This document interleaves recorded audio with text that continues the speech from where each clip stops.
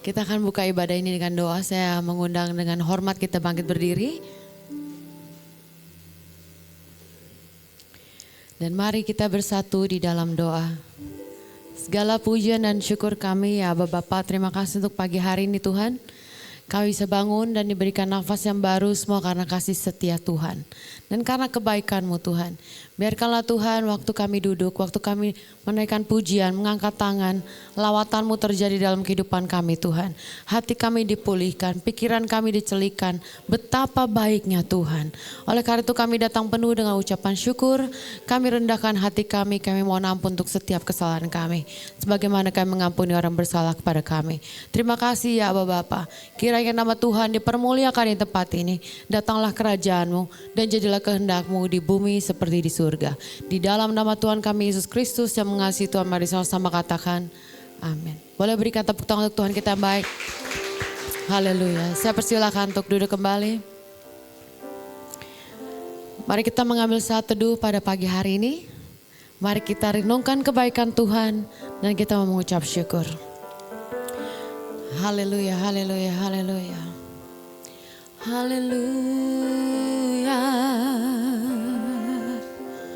Oh, kami datang Tuhan, penuhi bait-Mu, penuhi bait-Mu dengan syukur. Terima kasih, terima kasih, ku naikkan syukurku Tuhan, sebab Engkau baik, Engkau setia. Haleluya.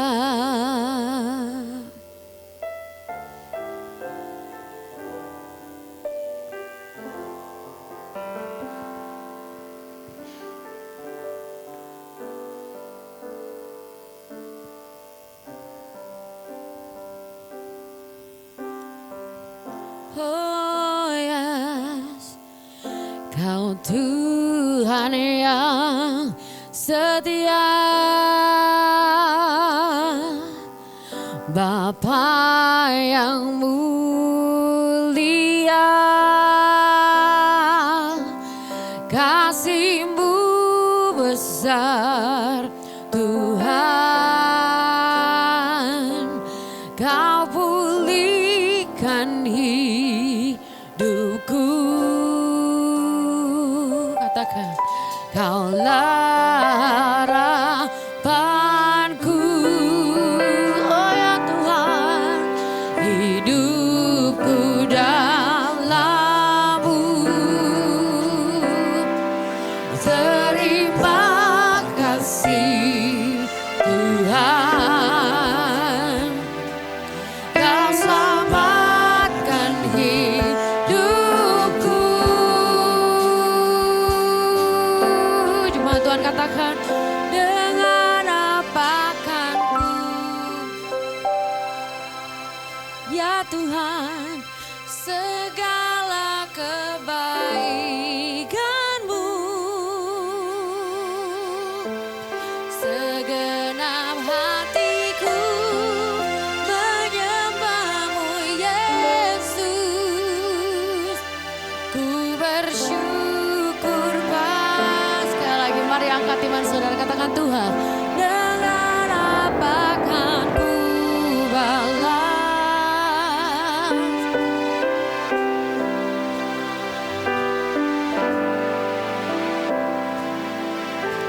ya Tuhan, segenap hatiku menyembah-Mu Yesus, ku bersyukur padamu selamanya, selamanya. Oh Tuhan, mari pagi hari kita mau bersyukur. Kita mau katakan Tuhan, karena Engkau setia Tuhan, Engkau sangat adil dan sangat baik untuk hidup kami Tuhan. Mari jemaat Tuhan, lebih keras lagi kita angkat hati kita. Bersama-sama dengan penyembah, katakan Tuhan, Kau Tuhan yang setia. Katakan Kau Bapa Tuhan, Bapa yang mulia, kasih-Mu besar Tuhan. Kau pulihkan hidupku. Mari panggil Tuhan, katakan Bapa, Kaulah harapanku, hidupku Tuhan, hidupku dalam. Mari jemaat Tuhan, Tuhan mau melihat tangan saudara, katakan terima kasih. Mari kita angkat tangan kita penuh dengan ucapan syukur, katakan Tuhan, Kau selamatkan hidup. Mari katakan Tuhan, ya Tuhan, dengan apa kan ku balas segala kebaikan-Mu. Segenap hatiku menyembah-Mu Yesus. Ku bersyukur pada ya Tuhan, dengan apa kan ku balas segala kebaikan-Mu. Segenap hatiku menyembah-Mu Yesus. Ku bersyukur. Lebih keras lagi katakan Tuhan, Kau dengar kami Tuhan ya. Dengan apa kan ku balas segala kebaikan-Mu. Oh Tuhan, segenap hatiku menyembah-Mu Yesus. Ku bersyukur padamu. Lebih keras lagi kata Tuhan, dengan apa kan ku balas segala kebaikan-Mu. Segenap hatiku menyembah-Mu Yesus. Ku bersyukur padamu. Jemaat Tuhan saja, dengan apa kan ku balas. Mulai kita bangkit berdiri, katakan segala kebaikan-Mu. Kau dengar kami Tuhan pagi hari ini Tuhan. Segenap hatiku menyembah-Mu Yesus. Mari bersyukur. Ku bersyukur dengan apa kan ku balas Tuhan. Dengan apa kan ku balas. Boleh kita angkat tangan kita sebagai bentuk ucapan syukur. Segala kebaikan-Mu, oh Tuhan. Segenap hatiku menyembah-Mu Yesus. Ku bersyukur. Sekali lagi lebih keras lagi katakan Tuhan. Oh ya, segenap akan ku balas. Oh Tuhan, segala kebaikan.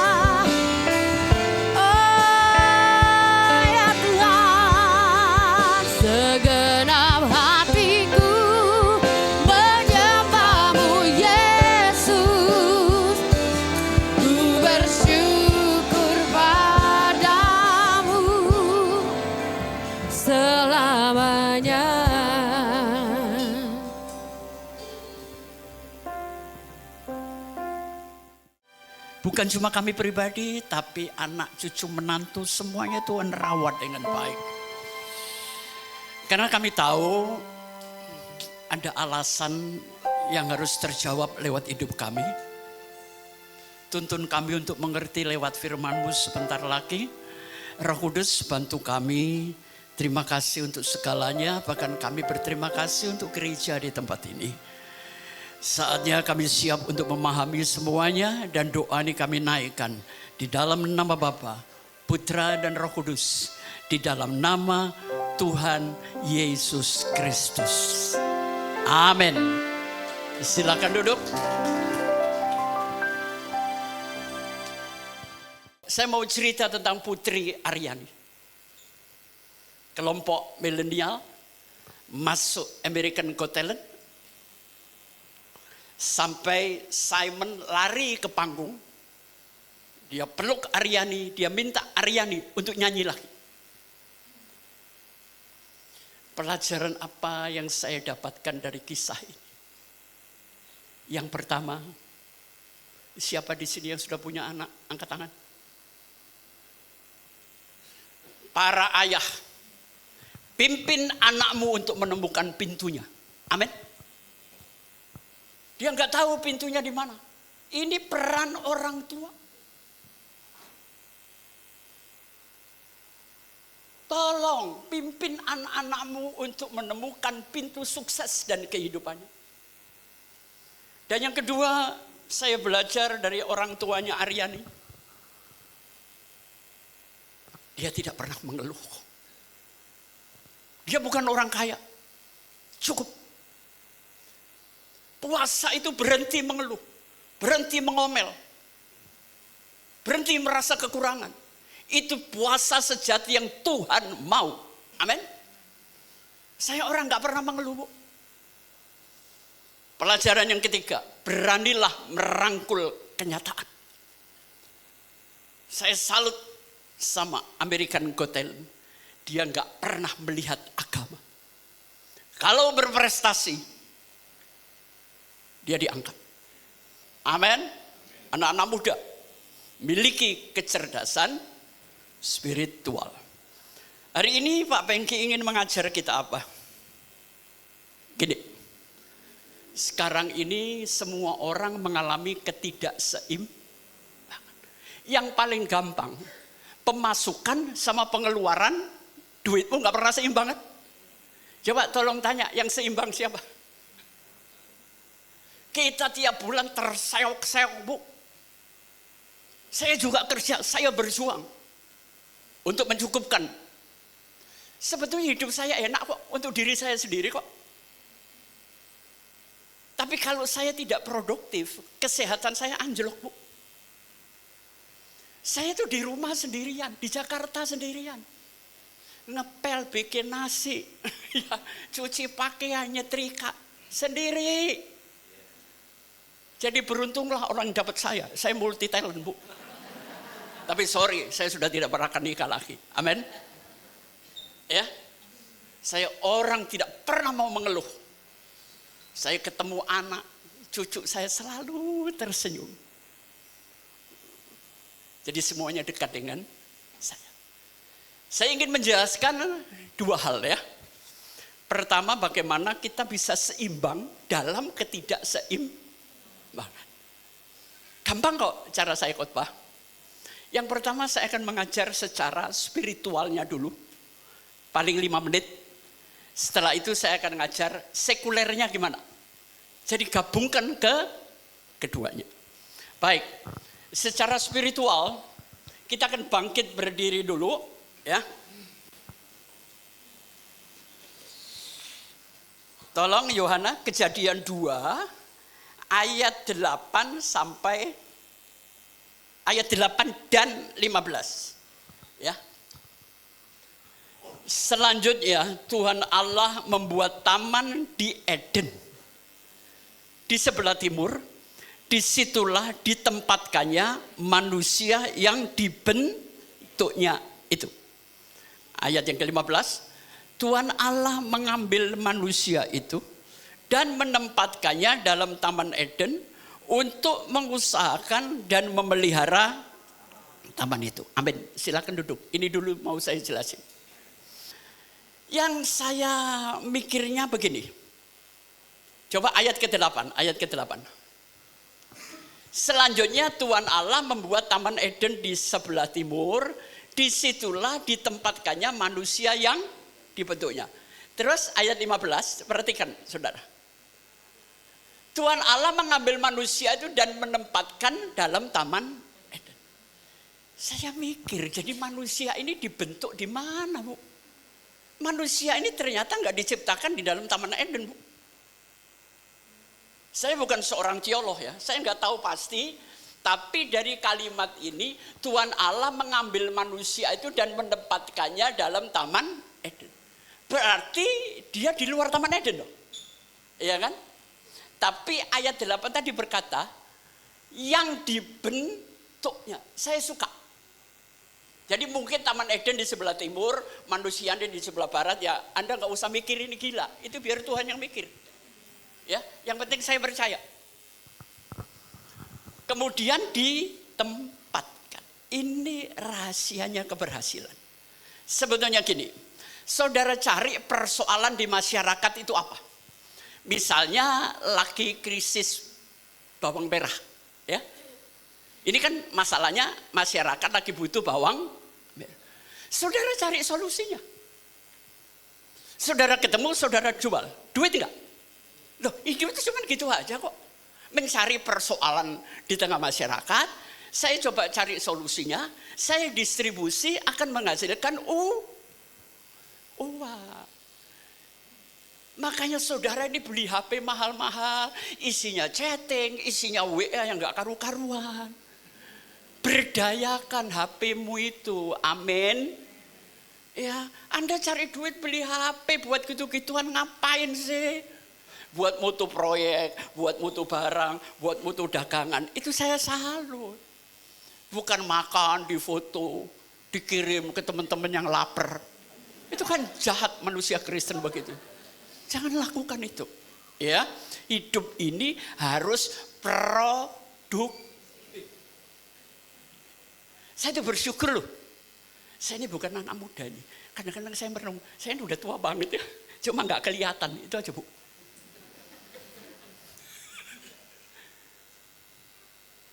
77 masih bisa cari duit. Itu anugerah enggak? Anda 77 sudah minta duit tiap hari sama anak. Oh, buat saya haram jadah itu, Bu. Enggak ada buat saya. Produktif, jangan sekedar kegiatan mundur-mandir, super sibuk kayak setrikaan, bola bekel gitu. Tapi enggak menghasilkan sesuatu. Ngapain? Saya enggak mau. Langkah saya keluar kamar, saya harus menghasilkan. Belief itu dulu Anda taruh di sini. Amin. Ya.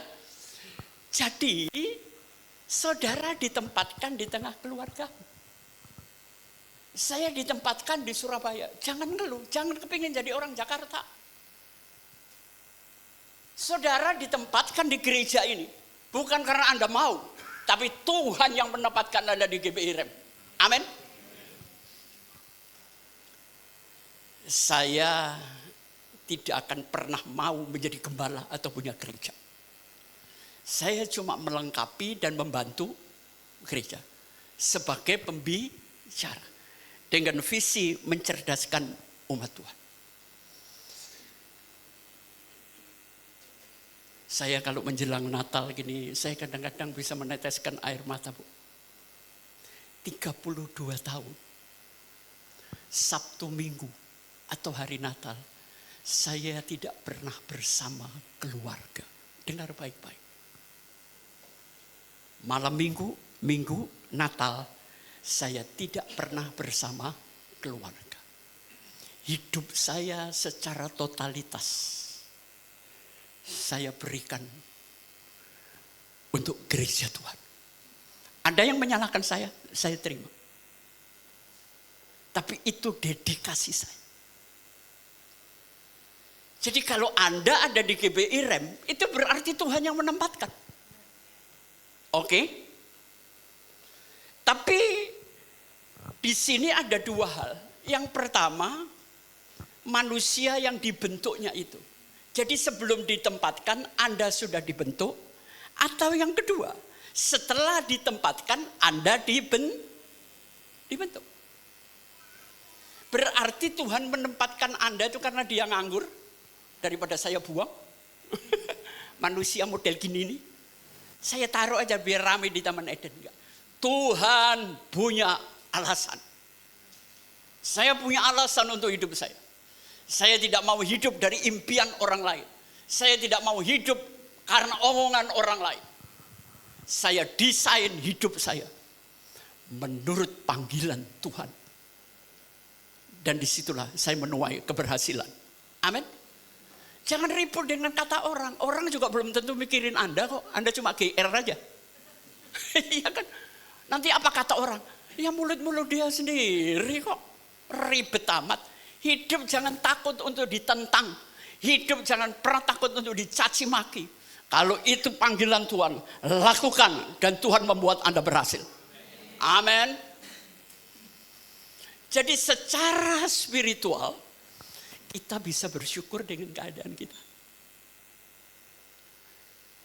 Jangan ngomong ini suami sekarang gak cocok. Gak bisa. Ya, kita ditempatkan pasangan suami istri. Yang menempatkan siapa? Tuhan. Tidak ada sehelai rambut pun jatuh ke tanah. Kalau tidak seizin Tuhan. Jadi pelajaran spiritualnya. Saudara bisa bersyukur dengan keadaanmu. Oh saya gemuk Pak Pengki, oh saya hitam. Bersyukur. Hidung saya kok pesek, enggak mancung. Orang pesek itu lebih panjang umur Bu. Napasnya ngirit, amin. Udah gitu aja. Apapun saya syukurin dalam hidup saya. Punya uang, enggak punya uang, syukurin. Emang kalau saya mengeluh saya enggak punya uang, Anda kasih saya? Kasih tumpangan aja enggak kok. Tawarin kue aja enggak pernah saya Bu. Tapi saya punya pribadi, haram untuk minta-minta. Tuhan bisa memberkati saya. Amin. Tapi kalau Anda kasih ya saya terima. Enggak gitu caranya, oke-oke aja hidup ini. Ya. Jadi langkah pertama, hidup ini jangan dilihat sepotong. Hari ini rugi, hari ini enggak punya duit, Anda ngomel. Waktu punya duit Anda di mana? Woi. Kedua, berani melangkah tanpa jaminan. Saya orangnya berani melangkah Bu. Enggak tahu ujungnya berhasil enggak. Yang penting saya believe, saya yakin, saya melangkah. Oke. Dan yang ketiga, jangan suka mengeluh. Mengucap syukur selalu. Anda pernah lihat saya enggak bahagia? Karena tujuan hidup saya bukan uang. Bahagia. Apapun yang saya lakukan, unsurnya adalah bahagia. Oke, secara spiritualnya selesai ya. Sekarang secara sekulernya, saya undang bangkit berdiri membaca yang terakhir. Nanti saya jelaskan. Tolong 1 Samuel 17. Ayat 50. Satu ayat aja. 1 Samuel 17 ayat 50. Karena satu ayat kita baca bareng-bareng ya. 2, 3. Demikianlah Daud mengalahkan orang Filistin itu dengan umban dan batu. Ia mengalahkan orang Filistin itu dan membunuhnya tanpa pedang. Amin. Silakan duduk. Lu Pak Pengki nanti Natal Pak Pengki di mana? Ya di gereja. Saya pulang rumah Bu, cuma bersihin rumah. Manasin mobil, sudah. Saudara tahu cara saya nge-track mobil saya? Kadang-kadang saya 2 minggu di Jakarta. Saya biasanya keluar itu setelah ngantri cucu. Jam 12 malam atau setengah 1 pagi. Saya track mobil saya. Dari rumah ke bandara Bu. Itu bolak-balik 40 kilo. Dan biasa saya lakukan jam 12 malam ke atas. Saya sendirian. Jadi laki itu yang laki banget. Amin. Jangan sampai gini-gini, gue banting. Anak saya ngomel-ngomel, papa ini bawa HP nak, kalau ada apa-apa ya kamu jemput papa dong. Ya kan? Itu kerjaan saya. Ngepel semuanya. Ya. Oke, tadi secara spiritual, sekarang kita akan bicara tentang Daud. Waktu Daud berhadapan dengan Goliat, seimbang enggak? Waktu Daud mau perang dengan Goliat, dia yakin dia menang? Tidak, Bu.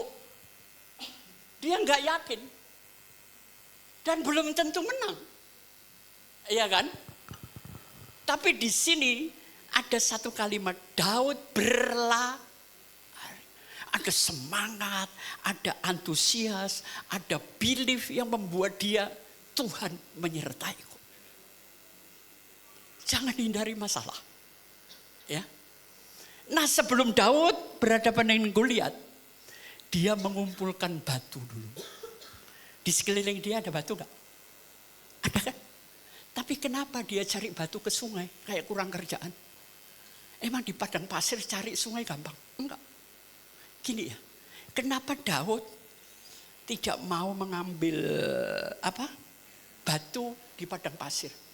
Batu di padang pasir itu kering bertahun-tahun, jadi berat jenisnya ringan. Jadi kalau dikatepil, kena angin gurun, dia gampang bengkok, Bu. Tapi kalau dia ngambil batu di sungai, itu berat jenisnya tebal. Kedua, licin mulus, Bu. Dan Daud mengambil berapa? 5. Saya belajar dari Daud. Hidup ini harus punya persiapan dan persediaan. Pak Rudi, Anda umurnya sama-sama saya ya. You di hari tua punya duit berapa, Pak?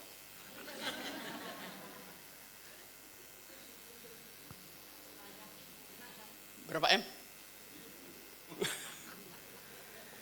Bagi yang muda saya ingatkan, Anda nanti, saya berdoa supaya Anda mati tua semua. Biar ngerasain seperti apa yang saya rasakan. Duh bener. Oh bener ya nasihatnya Pak Pengki. Pak Marsi umur berapa Pak? 70 ya? Aduh, kenomen Pak, terlalu muda. Yang muda, pada saat saya berusia 40 tahun, mama saya ngomong begini, Pengki, lu kalau umur sicap nggak jadi orang, susah jadi orang. 40 itu umur penentuan, Bu. Umur 50 saya mikir umur 60, 60 saya mikir umur 70, 70 saya mikir sampai hari ini. Saudara sudah siap dengan keuanganmu di hari tua? Ayo. Saya ini cuma persoalan waktu. Kapan alam menghentikan saya? Enggak bisa kerja lagi. Saya sudah ngomong sama anak saya. Nanti kalau papa memang sudah nggak bisa kerja, papa ikut kamu nak. Sekarang enggak. Alam akan menghentikan kita. Makanya selama masih ada waktu, Anda bisa bermakna, ya, berprestasi, lakukan segiat-giatnya. Amin. Jadi hidup harus punya persiapan dan persediaan. Yang ketiga, Daud itu tahu, ini Goliat ini semuanya tertutup besi, Bu. Mau dikatepel di mananya? Paling kalau ngawur tueng. Waktu ini mencolot mana, Bu? Tapi dia memperhatikan strateginya, areanya, peluangnya. Dia melihat baju sirah dia. Di jidatnya ada lubangnya, Bu. Supaya dia tidak terlalu panas. Hidup itu harus tahu sasaran dan target. Hidup itu harus tahu goal kita kemana, Bu. Jangan kakinya dikatepel mencal ya, Bu. Paling cuma aduh gitu aja, Bu. Lupa Pengki, Daud kok bisa lubang kecil bisa pas. Nah ini, saya orang suka ngitung-ngitung gitu. Karena Daud sudah bertahun-tahun main katepel, Bu. Habitnya, hidupnya itu katepel. Makanya hidup ini perbanyak latihan. Oke? Salah satu buku yang saya baca, Steve Jobs, Bill Gates, semuanya ini menjadi ahli. Anda harus punya jam terbang 10.000 jam. Anda bisa beli bukunya, Malcolm Gladwell. 10.000 jam terbang. Anda akan menjadi seorang ahli. Dia persiapkan walaupun dia ahli ya, batunya harus berbobot. Jaraknya dihitung. Tadi dia berlari mendekati, maksudnya dia ngukur. Jarak ketepel saya ini berapa bisa masuk. Hidup ini harus banyak hitungan. Begitu dia ketepel, was, saya tahu. Daud bukan orang titis, tahu titis jitu ya? Enggak. Jangan lupa, ada tangan Tuhan ikut bermain. Amin. Saya berjalan dalam ketidakmungkinan atau ketidakmustahil atau kemustahilan. Tapi saya tetap percaya Tuhan ikut bermain sama Pengki Ando. Oke, ini belief yang benar, saudara. Kena enggak? Kena, saudara. Ayat tadi ngomong apa? Tanpa pedang. Nah kadang-kadang kita suka mengandalkan pengalaman, sekolah kita. Tuhan membuat kita menang itu tanpa apa-apa, Bu. Kepasrahan, ketaatan, itu menjadi hal yang perlu. Ini nih saya lihat, 2 ibu ini saya tahu lama ya. Ada 5 orang Bu ya sebetulnya ya. Sampai setua ini tetap akur. Bu. Caranya gimana tuh Bu? Dari muda sampai tua loh. Akur terus, bingung saya. Jadi kesimpulannya apa? Waktu Daud menghadapi Goliat, ada perang teknologi. Goliat pakai teknologi yang hebat kan? Itu namanya perang teknologi. Yang kedua, ada perang emosi. Emosi itu diperlukan untuk mengantar kita ke sasaran. Dan yang ketiga, ada perang ilahi. Ini sekulernya Bu. Nanti saya jelasin. Oke, siap sekarang penjelasannya. Tolong, Rick. Saya kalau malam nganggur, selalu saya puter-puter lagu. Enak-enak gak lagunya Pak Pengki? Banyak jemaah nyimpen. Gak apa-apa. Karena lagu saya ini gak ada di publik. Maaf ya. Kalau soal lagu, piringan hitam saya import. Karena itu untuk kepuasan batin saya. Ya. Lagu ini namanya Maggie. Ya. Saudara, sebetulnya kesalahan terbesar bukan di luar sana. Kesalahan terbesar itu ada di dalam diri kita. Mental block. Makanya harus saudara hancurkan. Inilah temanya breaking the runtuhkan tembok ego itu. Mau ngadep orang gedean gak berani, mau itu gak berani. Padahal si jenderal tadi kepingin ketemu saya, saudara. Amin. Ya. Naik 1, klik. Ini anak-anak muda, dengerin saya. Satu hari nanti akan muncul useless generation. Generasi yang gak tahu harus apa. Ijazah sekolahmu boleh S2, S3. Tapi bisa Anda rubah menjadi uang? Tidak bisa. Karena itu perlu life skill. Berpikir, apa ya? Pikiran kehidupan. Yang kedua, anak muda sekarang itu nggak punya battlefield. Apa-apa sedikit menyerah. Apa-apa sedikit menyerah. Ini kesalahan saya sebagai orang tua. Hidup saya dulu susah. Begitu berhasil saya ingin memanjakan anak. Apalagi cucu Bu. Itu salah saya. Cuma saya kadang-kadang gak mampu Bu. Dah anak turun mojo no sing susah lah. Upaya sing susah. Ya. Battlefield ini adalah peperangan di dunia. Yang ketiga apa? Saya ingin anak-anak muda itu punya jiwa pejuang. Bukan jiwa tentara, pejuang, memperjuangkan sesuatu. Hidup itu ada 3, ada yang dicintai, ada yang diperjuangkan, dan ada yang dikerjakan. Amin. Jadilah warrior. Dan yang keempat, anak-anak muda, milenial, dengerin. Gaya perusahaan sekarang itu nggak ngelihat ijazahmu. Dan banyak diterima yang non-degree. Anda di perusahaan ini bisa ngerjain apa? Kalau saya cari, kamu bagian ini bisa nggak? Saya nggak ngelihat ijazahmu kok. Sekarang gaya perusahaan itu sudah berubah, Bu. Non-degree. Tapi saya bukan mengatakan jangan sekolah. Oh, enggak, jangan. Yang non-degree aja susah, apalagi nggak sekolah. Bener kan? Oke, kita naik lagi. Orang banyak bicara. Passion, Pak Pengki. Dengar anak muda ya. Passion itu juga melalui penderitaan. Melalui penderitaan. Passion saya laut. Untuk saya menjadi seorang pelaut. Untuk diterima di perusahaan besar perkapalan. Berapa tahun saya jalani dengan banyak persaingan. Jatuh bangun. Passion itu pun butuh penderitaan dan perjuangan. Kalau passion ini sudah menjadi panggilan, calling, itu selesai, saudara. Selanjutnya, orang sekarang ini harus punya multiple persepsi. Kita ini terlalu cepat, persepsinya satu. Wah, saya cuma ngelihat begini.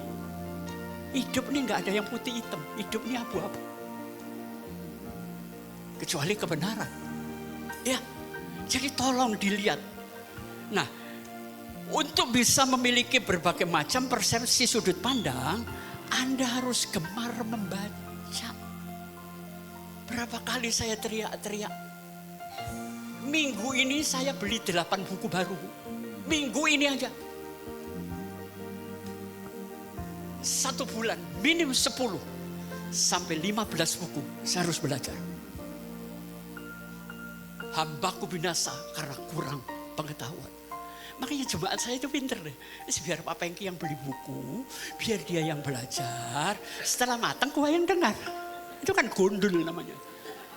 Saya bukan nggak ngerti, nggak apa-apa. Saya memang senang. Ya. Selanjutnya apa? Ini penting. The power of charming. Hidup itu harus berdandan yang baik. Oke? Saudara, enak nggak ngelihat orang charming gitu? Dia nggak ganteng, tapi mukanya tuh bersinar gitu loh. Enak dilihat, nggak kusem, burem, budak gitu. Capek saya ngelihatnya. Wis welek, budak, burem, kusem. Tapi sabuk, ya. Saudara, kita nggak usah bicara sukses, nggak usah ya. Pikirkan kontribusimu semakin besar, maka sukses jadi milikmu, oke? Kontribusi aja pelangganmu, kasih kontribusi di luar ekspektasinya.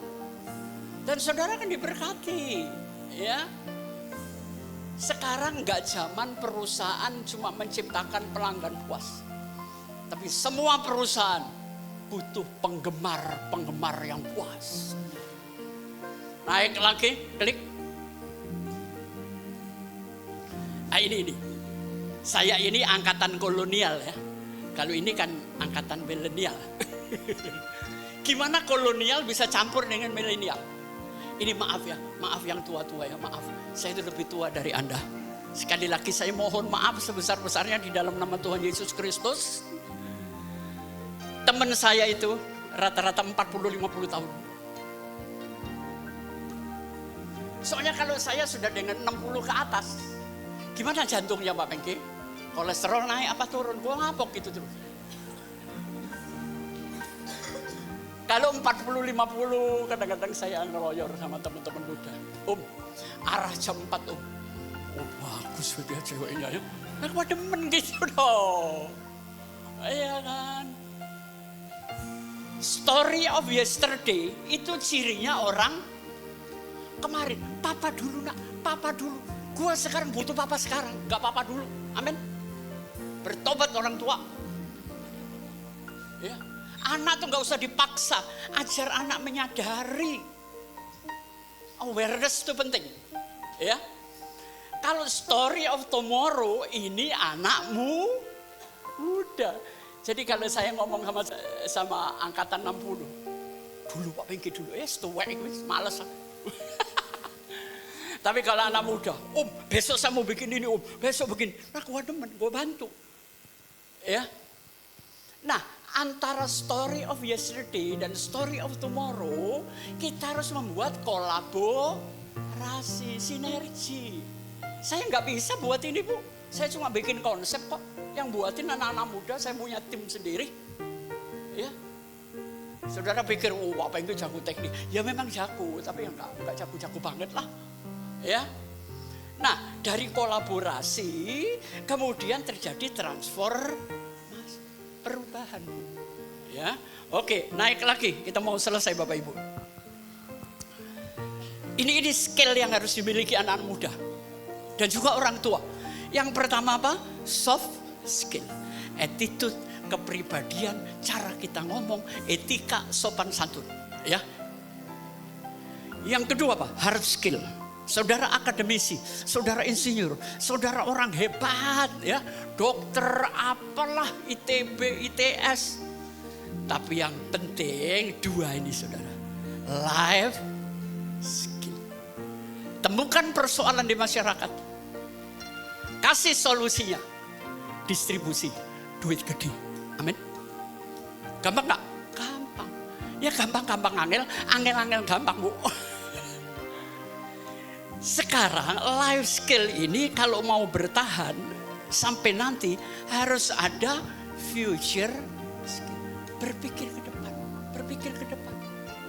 Ya, daripada uang buat beli soto, sisihkan buat beli buku ibu-ibu. Amin. Ya. Oke, kita naik lagi, kita mau selesai. Hidup itu harus prioritas. Tuhan, keluarga, pekerjaan.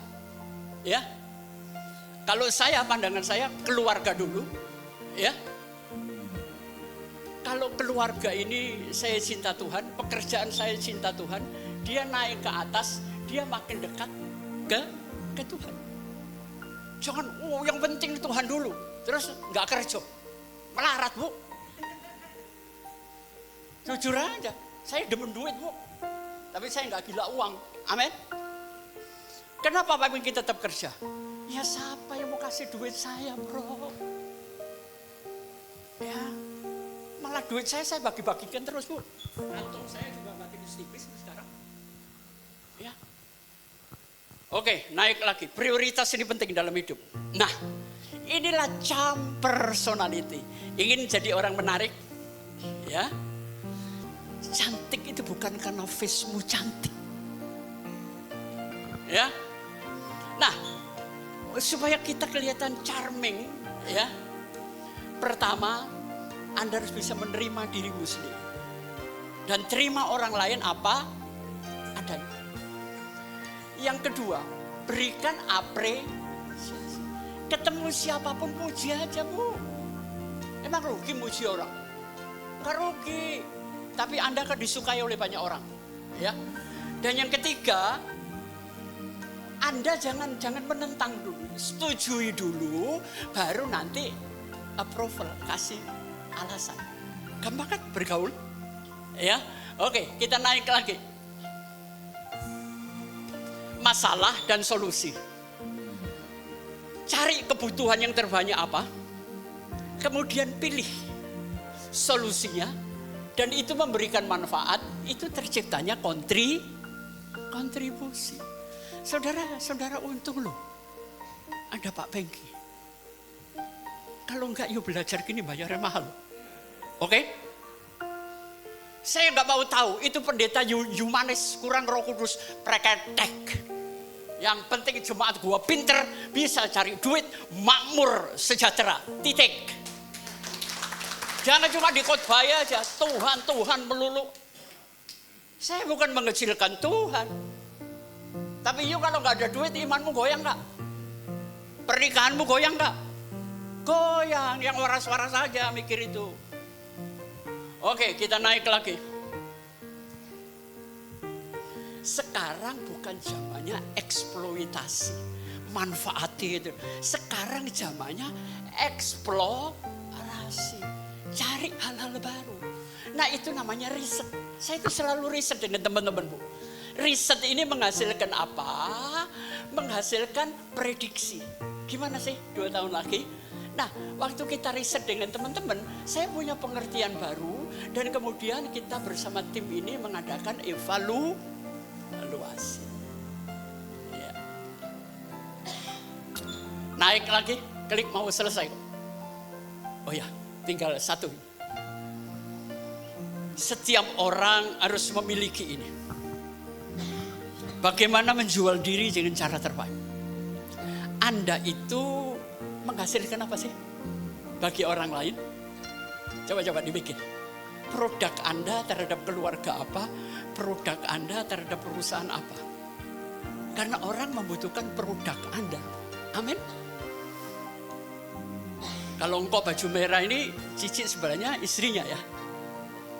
Iya. Engkau ini punya produk apa, Cici? Lu masa enggak tahu? Menghasilkan duit gede, itu yang Cici demen kan? Ya kan? Menghasilkan duit. Saya bukan matrek, enggak Bu. Saya benci sama orang matrek. Tapi jangan sampai hidup ini kesiksa karena ketidakcukupan. Oke? Jadi produk. Setelah produk, price. Anda berharga enggak di hadapan Tuhan?